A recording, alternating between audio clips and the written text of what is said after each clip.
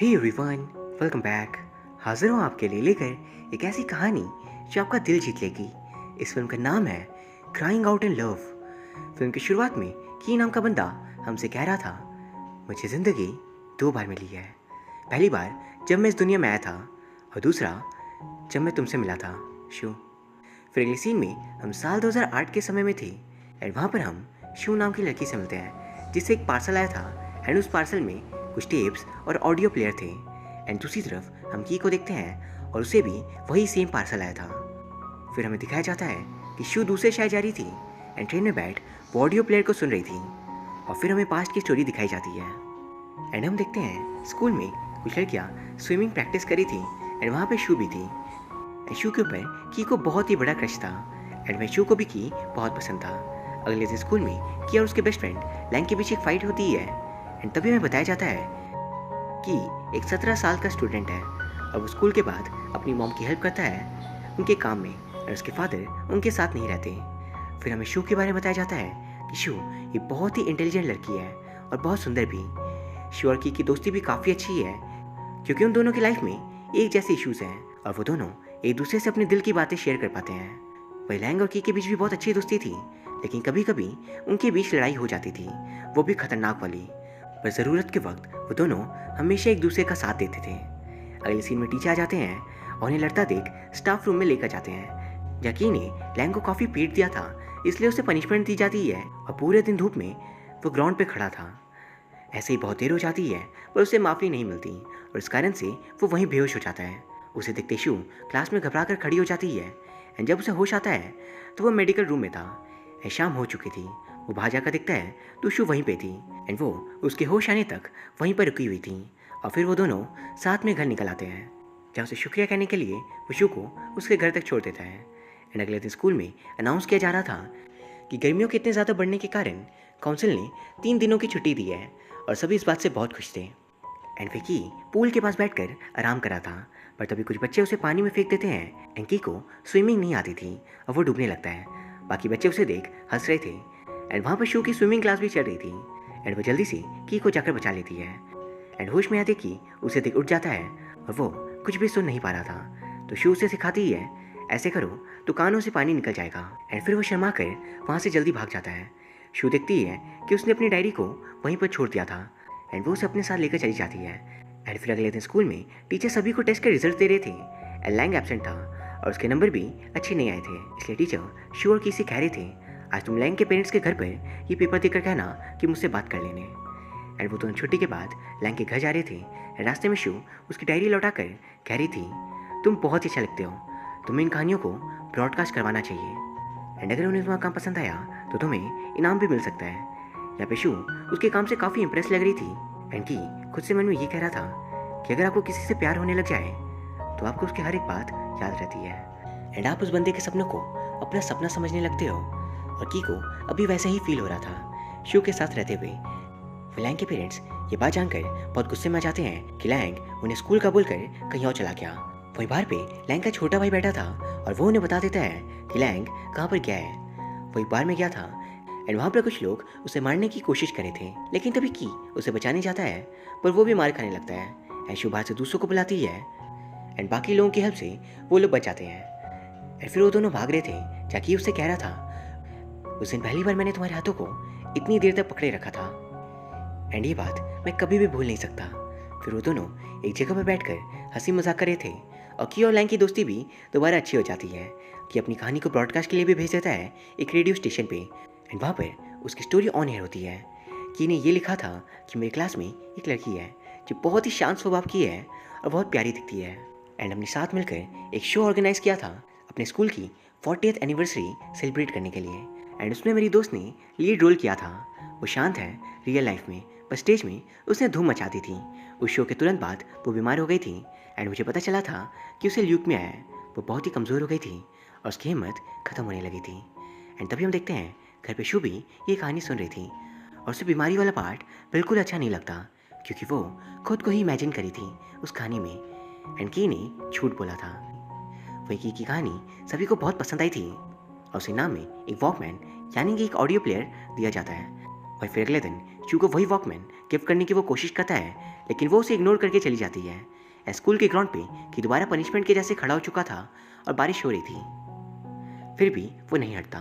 तो शू उसके पास जाकर उसे एक ऑडियो टेप देती है। शाम को वो उस ऑडियो टेप को सुन रहा था जिसमें शू बता रही थी, मुझे इस बात का बुरा नहीं लगा कि तुमने प्राइज जीतने के लिए झूठी कहानी सुना थी, पर मुझे इस बात का ज़रूर बुरा लगा कि तुम्हें असली पेशेंट्स के लिए कोई भी हमदर्दी नहीं है। तुम ये सब कुछ इतने कैजुअली कैसे बोल सकते हो। एडम हम दोबारा प्रेजेंट में आते हैं जहाँ पे की वॉकमैन पे शू की कहानी सुना रहा था। शू उस पे कह रही थी कि हम बड़े होने के बाद कहाँ पर होंगे, कैसे होंगे, कि हम फ्यूचर में एक हो पाएंगे। अगर हाँ तो मैं हर एक पल तुम्हारे साथ जीना चाहूँगी और मैं ये भी चाहूँगी कि समय बहुत ही स्लोली बीते। एंड ये सुन पता नहीं क्यों कि इमोशनल हो जाता है। एंड अगले दिन स्कूल पे शू को एक दूसरा टेप मिलता है एंड की ने उस टेप को रिकॉर्ड कर शू के लिए रख दिया था।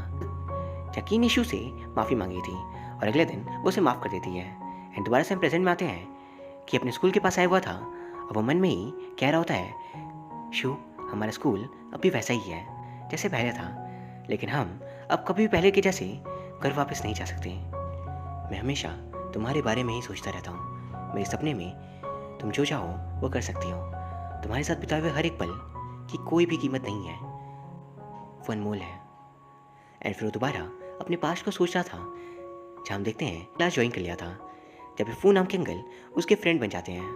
एंड उन अंकल का एक फ्यूचर पोस्ट ऑफिस था, मतलब आप अपने पार्सल को उन्हें आज दे दो और उस पर डेट लिख दो कि कौन से साल में आपको इस पार्सल को डिलीवर करना है, और जब वो साल आएगा तब आपके पार्सल को डिलीवर कर दिया जाएगा। एंड ये बात वो शू को भी बता देता है। वहीं फिर हम देखते हैं कि आज शू का बर्थडे था और उसके फादर ने वादा किया था कि आज वो उससे मिलने आएंगे।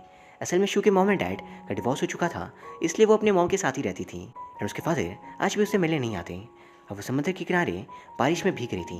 तो की उसे लाइट हाउस में लेकर जाता है जब वो उसे बता रही थी कि समुद्र में मेरी एक स्कल्पचर है। मेरे फादर एक आइलैंड पे काम करते थे और उन्होंने मेरी फ़ोटो को एक स्टोन पे कार्व की थी, लेकिन जब वापस आ रहे थे तो आंधी के कारण उन्हें बोट से उसे फेंकनी पड़ी ताकि बोट डूब ना जाए।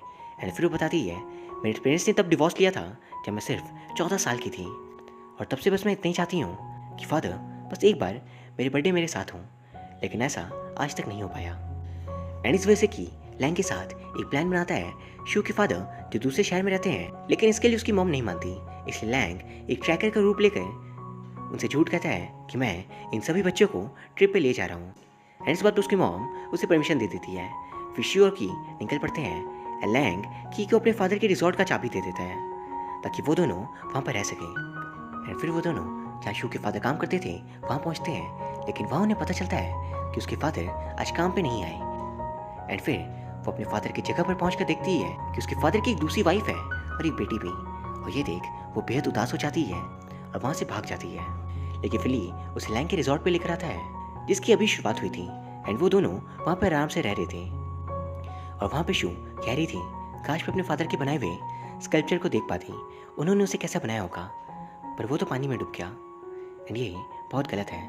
अगले दिन वो अपने फादर को फ़ोन कर कह रही थी, आखिर आपने ऐसा क्यों किया, मुझसे हमेशा झूठ क्यों कहा कि आप मुझसे प्यार करते हो एंड आप मुझसे मिलने आऊँगे। एंड ये कहते हुए उसके नाक से खून निकलने लगता है और फिर वो बेहोश हो जाती है कि उसे जल्दी से हॉस्पिटल लेकर आता है। एंड वहाँ पर उसकी मॉम को ही बुला देता है। एंड वहाँ पर उसे पता चला था कि शू की बीमारी है एनीमिया, लेकिन उन्हें ये आज पता चला कि शू की हालत इतनी ज़्यादा क्रिटिकल है। एंड इसलिए वो उसे घर भेज देती है।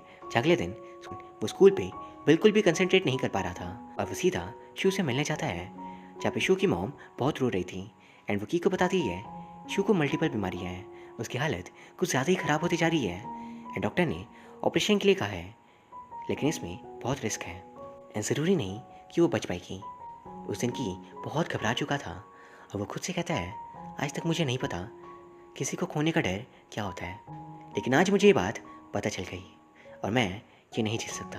ये क्यों हो रहा है। अब वो भीगता हुआ बारिश में फू अंकल के पास जाता है एंड वो उनसे बात कर रहा था जहाँ वो कह रहा था आखिर मैं क्या करूँ, मैं उसके बिना खुद को सोच भी नहीं सकता। लेकिन अंकल फू कह रहे थे इसके लिए तुम या कोई भी कुछ भी नहीं कर सकती, अभी तुम बस यही कर सकते हो कि शू के बचे हुए दिन उसके लिए बेस्ट बना दो, इतना खास कि वो इसे कभी भी भूल ना पाए। एंड अगले दिन शू के फादर आते हैं उससे मिलने और वो उसे माफ़ी मांग रहे थे। एंड उसके अगले दिन की को शू दिखाई देती है एंड वहाँ पर वो नोटिस करता है कि हॉस्पिटल पे एक और शू को एडमिट किया गया था और वो सिर्फ 10 साल की है और उसे भी वही सेम बीमारी है जो बड़ी शू को थी। एंड वही फिर हम देखते हैं शू के फादर डॉक्टर से रिक्वेस्ट करे थे, प्लीज़ आप मेरा बोन मैरो देखो, क्या पता मैच कर जाए, लेकिन वो मैच नहीं करता। एंड के भी डॉक्टर से पागलों की तरह रिक्वेस्ट करा था कि वो उसका बोन मैरो देखे। उसे कहता है आपको जो चाहिए मैं ला कर दूंगा, बस उसे आप जिंदा बचा लो। वो हर जगह प्रे करने की कोशिश करता है एंड वो कहता है प्लीज़ ऊपर वाले बस शू को ठीक कर दो, बदले में मुझे ही क्यों ना बीमार होना पड़े। एंड फिर एक दिन वो शू से हॉस्पिटल में बात करने जाता है जहाँ वो उसके साथ टाइम बिताने की कोशिश कर रहा था, लेकिन वो इमोशंस को कंट्रोल नहीं कर पाता और बाहर आकर रोने लगता है। पर फिर वो दोबारा बात करने जाता है या शू की हालत बात करने लायक भी नहीं होती। पर वो कह रही थी मुझे सब पता है, झूठ बोलने की कोई ज़रूरत नहीं है तुम्हें। एंड फिर वो रोते हुए कह रही थी पता है पहले कभी इतना डर नहीं लगा था जितना आज लग रहा है। जिस पर वो कहता है चाहे जो हो जाए तुम कहीं भी रहो मैं हमेशा तुम्हारे पास रहूँगा। एंड अगले दिन क्लास में एक दूसरी लड़की शू के जगह पर बैठी थी और की को देख बहुत गुस्सा आ जाता है तो लैंग उसे समझा रहा था तुम ऐसी हरकत नहीं कर सकती। वो कहता है क्या करूँ, जागूँ या सोऊँ, उसकी ख्याल आती है मुझे, पता नहीं हमारे साथ ये क्या हो रहा है। और फिर अगले दिन वो शू को समंदर के पास लेकर जाता है क्योंकि उसकी यही इच्छा थी कि वो समंदर पे जाए और एक बार अपने स्कल्पचर को देखे। एंड उसके फादर उन्हें उसी जगह पे लेकर जा रहे थे जहाँ उन्होंने उस स्कल्पचर को खोया था। एंड वहाँ पर वो दोनों बैठ बातें करे थे कि उन्होंने कितना अच्छा वक्त साथ बिताया था स्कूल में, कितनी सारी यादें बनाई थी क्या मतलब, हम लोग और भी बनाएंगे, तुम कभी भी हार मत मानना, बस हम सब कुछ साथ में करेंगे। और की बातें सुन उसे थोड़ी खुशी मिलती है। एंड फिर वो कह रही थी पता है मैं तुमसे 1 हफ्ते बड़ी हूँ एंड तुमने मुझे 1 हफ्ते वेट करवाया इस दुनिया में, लेकिन कोई बात नहीं, मैं जा तो रही हूँ लेकिन हमेशा तुम्हारा इंतज़ार करूँगी। जल्दबाजी मत करना प्लीज़, मैं रिक्वेस्ट करती हूँ अपनी ज़िंदगी अच्छे से जीना, क्योंकि हम यहाँ तो नहीं मिल सके लेकिन हमारे सोल ऊपर ज़रूर मिलेंगे। एंड फिर अगले सीन में हम देखते हैं शू अब नहीं रही। एंड शू ने 10 टेप रिकॉर्ड किए थे और उसे देख कि इमोशनल हो जाता है। एंड फिर साइकिल चलाता हुआ वो कह रहा था शू थी जिसने मेरी लाइफ को कोई मतलब दिया था और उसके जाने के बाद मेरी लाइफ का कोई मतलब नहीं बचा। और वो समंदर के पास ज़ोर ज़ोर से चिल्ला रहा था। एंड फिर वो अंकल फू से मिलने जाता है जहाँ पे वो बता रहे थे एक दिन शू उनसे मिलने आई थी और उसने उन्हें टिप्स दिए थे और कहा था कि आज से 10 साल बाद मतलब साल 2008 में इन टिप्स को वो की को दे दें। एंड फिर वो की से रिक्वेस्ट करते हैं कि शू की बातों की रिस्पेक्ट के लिए प्लीज़ इन्हें 10 साल बाद ही ले जाना, क्योंकि उसने ये सब कुछ उन्हें कुछ सोच कर ही दिया होगा। पर वही ने ये डिसाइड कर लिया था कि वो भी अब खुद को ख़त्म कर लेगा। लेकिन फिर वो इन टेप्स को सुनने के लिए रुक जाता है। एंड हम प्रेजेंट में देखते हैं कि जिस शू को टेप्स मिले थे वो आखिरी टेप को सुन रही थी। एंड यहाँ हमें पता चलता है ये जो प्रेजेंट वाली शू है ये वही बच्ची है जो 10 साल पहले शू के साथ हॉस्पिटल पे एडमिट थी। उसका ऑपरेशन सक्सेसफुल हो जाता है। बड़ी शू थी जिसने इसे रिकॉर्ड किया था, क्योंकि जब भी वो छोटी शू को देखती थी तो उसे खुद का बचपन याद आता था। और जैसे उसे पता चला कि छोटी शू का ऑपरेशन होने वाला है सक्सेसफुल हो गया, लेकिन उसकी आंखें चली गई, तब बड़ी शू ने डिसाइड किया कि वो अपनी आंखें डोनेट कर देगी ताकि उसकी आंखों से शू इस दुनिया को देख सके। और एक तरीके से बड़ी शू का एक छोटा सा हिस्सा इस दुनिया में अब भी जिंदा रह गया था। और फिर वो कहती है प्लीज़ खुशी से जीना और कभी कभी मेरे दोस्तों को भी इन आंखों से देख लेना, पता नहीं वो अब कैसे दिखते होंगे।